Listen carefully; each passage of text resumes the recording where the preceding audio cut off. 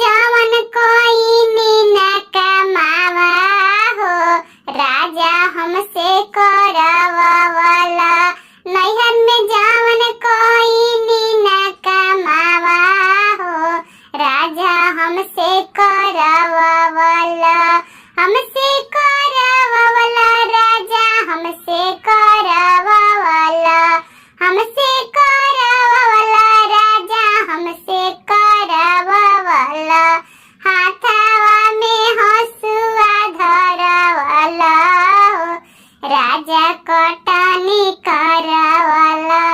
हाथवा में हसुआ धरवाला हो, राजा कटनी करवाला।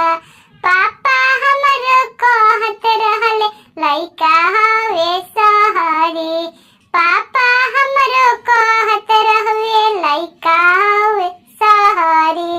एजा हम देखनी बैल हाकावा हो, राजा हमसे करवावला।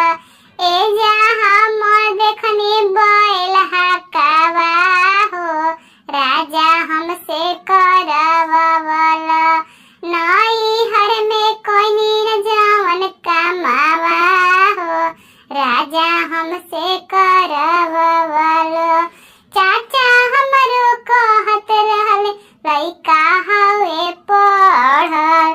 चाचा हमरो कहत रहले लइका हवे पढ़ल। एजा हम देखनी बैल हाकावा हो, राजा हमसे करवावला। एजा हम देखनी बैल हाकावा हो, राजा हमसे करवा।